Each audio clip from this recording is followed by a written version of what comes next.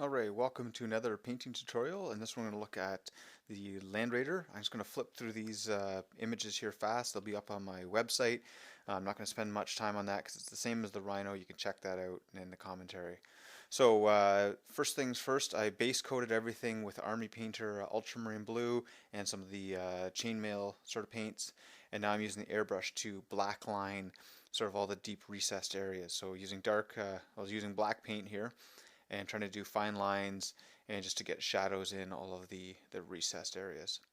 So I'm going to be showing bits and pieces of the airbrushing to start off with, and then showing the final steps. So using some of the GW paints for the airbrush, I thinned those down quite a bit, and I'm just going over the raised areas to paint over the that black that would have kind of protruded onto some of the highlights. So I'm going to go back over everything, get all the flat areas, and try to leave those black areas black. And now I'm working my highlights up. So trying to do general edge highlights with the airbrush. And what this does is it really helps get nice variation in the colors, blending it really nicely. With the airbrush, you can get the nice gradients there that you can't get with the paintbrush, or it takes a lot of time to do with paintbrush. So much faster doing it with the airbrush. So when I use GW paints in the airbrush, I thin it down kind of half and half with airbrush thinner, airbrush medium, which is kind of a watery acrylic base. Okay, so now I'm painting, so doing dry brushing here on the edges, so just to get those edges out a bit more. And what I find that this does is helps get those sharp edges, and that along with the airbrushing just kind of completes all the blue highlights on everything here. So just go around, get all those nice big fat brush there, and that's that. Okay, so now I'm going around with lead belcher. I'm going to paint all the silver areas on the Landraider. As you can see, I left off the tracks and the guns and stuff, and so those were spray painted with the chainmail paint from Army Painter, and this here is going to kind of match that pretty closely.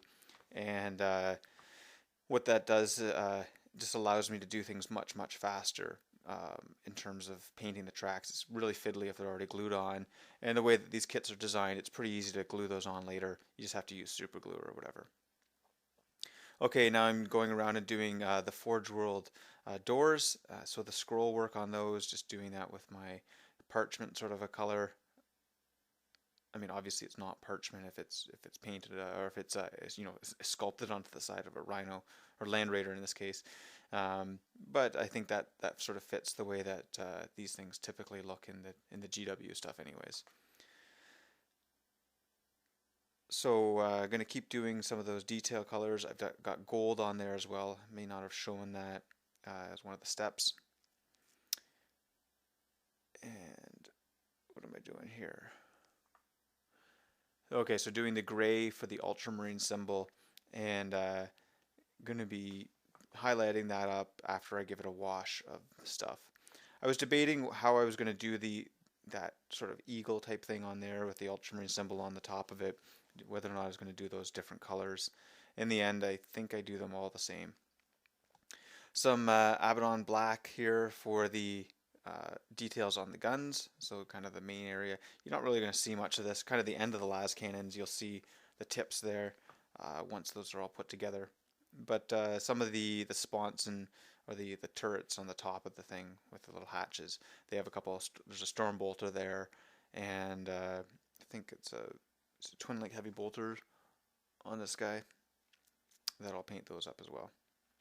Okay, so some Mephistone red for the purity seals. A couple of those here and there. So I don't actually end up highlighting those much. I'm just doing the seals themselves. Necron compound, so the silver dry brushing here. So I'm just trying to get some of the silver areas here highlighted up, and then I'll be washing those and weathering them later. Using some of these Stegodon, sort of the turquoisey colors to highlight up all those lenses. Some people like lenses to be different colors. I kind of like the turquoisey color on them. Adds a little bit more flavor to these. And just doing them both up for the Rhino and the Landraider that I'm painting at the same time. And painting those up kind of like gemstones. and nothing too special, trying to do it fast, but giving a little bit of detail. And of course, the most important of any lens is the little speck of white up in the top corner that just fools your eye into thinking that it's shiny. Okay, so the Agrax Earthshade going on all the gold and parchment and red bits. So that's going to just give me a nice shade, and it'll also help make these things feel like they're a bit more part of the panels there, because the dark recess around the outside gives you kind of the impression of a shadow and helps just anchor it onto there. Okay, working on some of the light grays now, on all those ultramarine symbols, and I had the wrong one there, so sort of medium gray, and then I'm going to go up to a light gray for the edge highlighting. And just trying to stay away from any of the cracks that are on these. These are meant to look like they're kind of stone type stuff. And just trying to make sure that I maintain that look. As you can see, once I had finished airbrushing, there's still lots of work that has to be done. The airbrushing speeds up the bulk of the work, but once you get down to the fine detail, you're back to painting pretty much normal stuff.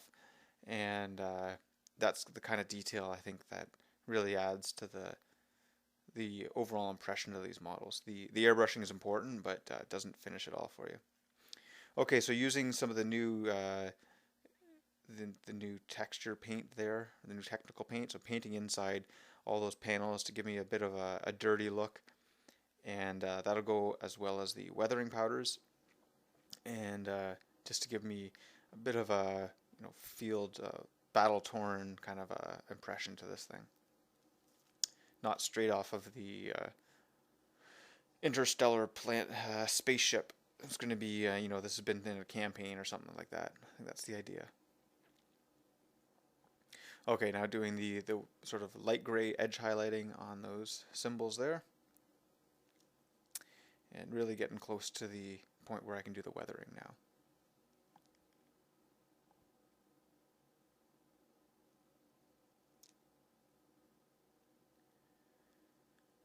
Alright, so highlighting up the gold. This goes pretty quick.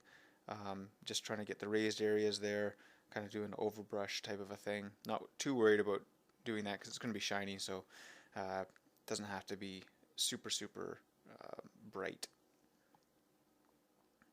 And to be fair, the way I do my gold is more like a bronzish sort of color, or brass. I don't do super bright gold colors on my models. Whereas in reality, gold, because it doesn't tarnish, would be quite bright on anything that you had, and wouldn't really shade except for having dirt or whatever on it.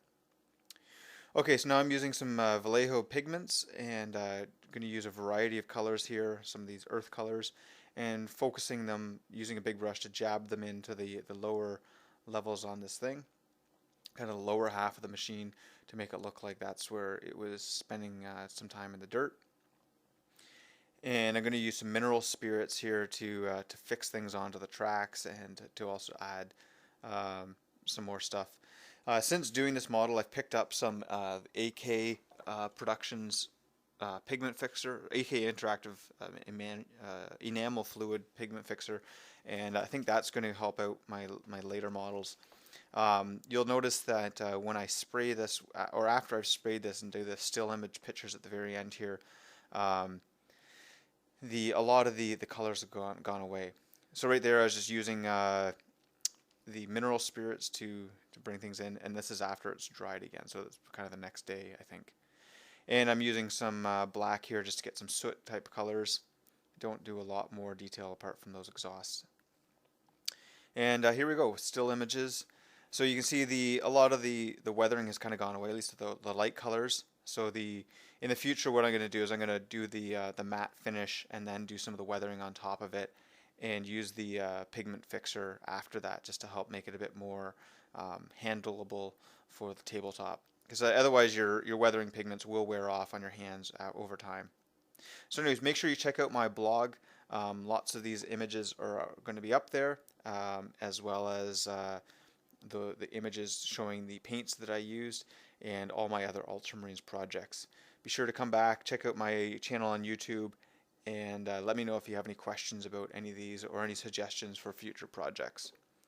There's lots of content up and lots more coming. See you next time.